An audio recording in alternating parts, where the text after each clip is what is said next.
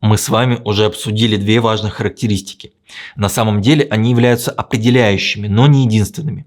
Первое – это разрядность. Второе – это период измерений или обратная ему величина частота измерений или частота дискретизации. На этом рисунке представлено расположение разных типов АЦП относительно этих двух характеристик. Этот рисунок из статьи за 2005 год. На самом деле сейчас, в 2021 году, АЦП типа сигма-дельта захватывают все больше области применения. Мы не рассматриваем их на наших занятиях, поскольку принципы их работы несколько сложнее для понимания на первом курсе, чем остальные виды АЦП. Если мы ведем разрядность n, то разрешение или вес младшего разряда, то есть одно вот это деление, будет равняться дельта и будет равняться VRF делить на 2 в степени n. Для расчета погрешности измерений существует несколько моделей, но в самом простом случае мы можем сказать, что погрешность измерений равна плюс-минус 1/2 от дельта. Нарисуем график, на оси абсцисс которого отложим уровни напряжений, которые может различить, например, 3-битный АЦП. На оси ординат отложим все цифровые коды для 3-битного АЦП, то есть от 0 до 8. Запишем их в двоичном виде. Также запишем формулу для этого цифрового кода. Вот такие скобки внизу с черточкой означают взятие целой части с округлением вниз. Все, что до 1/8, расценивается как цифровой код 0. Дальше все расценивается как цифровой код 1 и так далее. Это будет вот такая вот, можно сказать, лесенка. И идеальное ЦП будет показывать линейную зависимость. То есть мы проведем вот так вот линию. Но, как вы понимаете, в идеальном, это только в идеальном случае, вообще эти значения могут немного скакать. То есть может быть как-то вот так, соответственно, код будет отличаться от идеального линейного распределения. Он может быть каким-то вот таким, также может быть какие-то другие изменения, но надо запомнить, что не всегда значения кодов АЦП выражаются линейно от искомых значений V. Как вообще это может влиять на наши измеряемые сигналы и какие характеристики с этим связаны?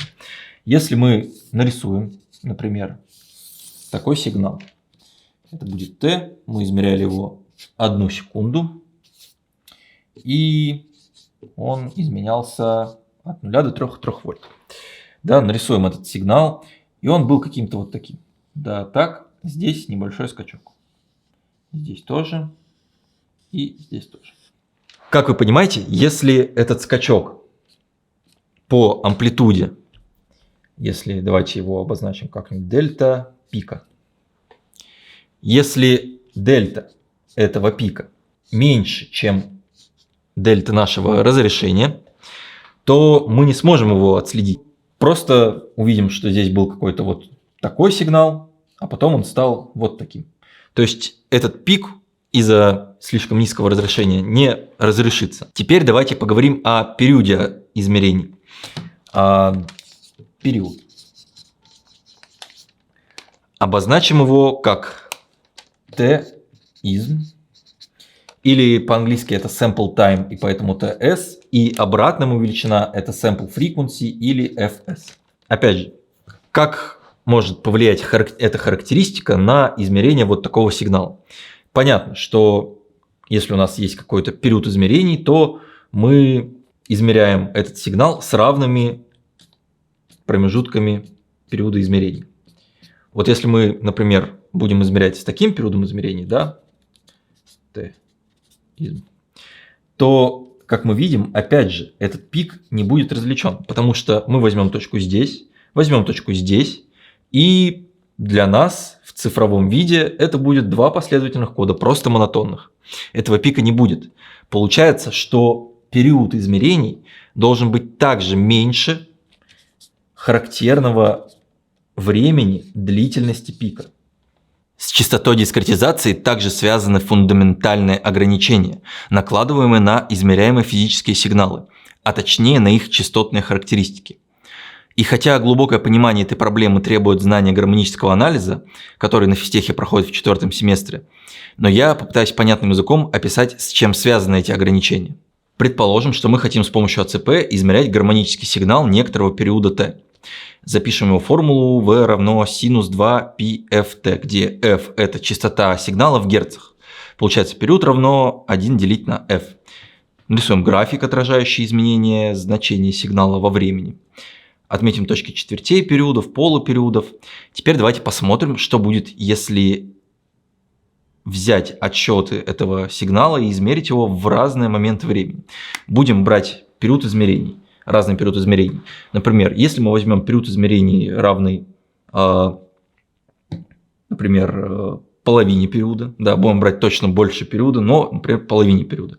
Возьмем в точке 0, да, отметим в точке t пополам, в точке t, в точке 3t. Как видим, во всех этих точках значение равно нулю. То есть, если мы будем смотреть на цифровой сигнал в компьютере после того, как измерили этот сигнал, то мы не будем видеть колебания вообще.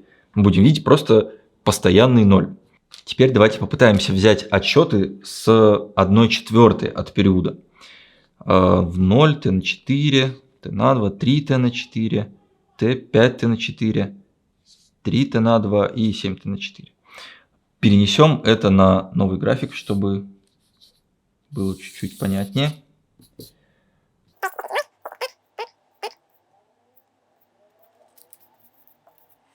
И нарисуем цифровой сигнал.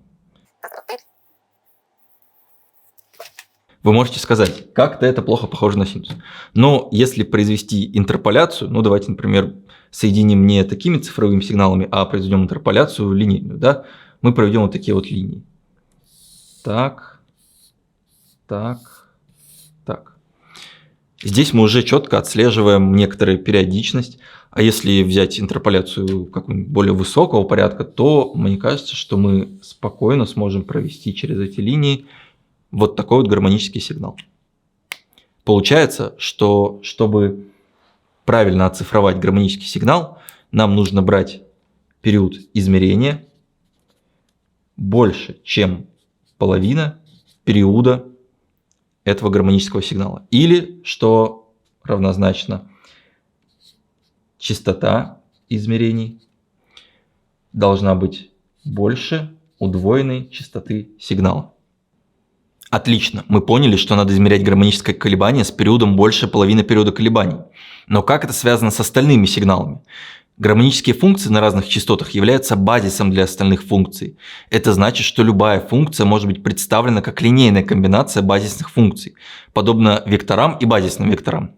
Такое представление называется преобразованием Фурье.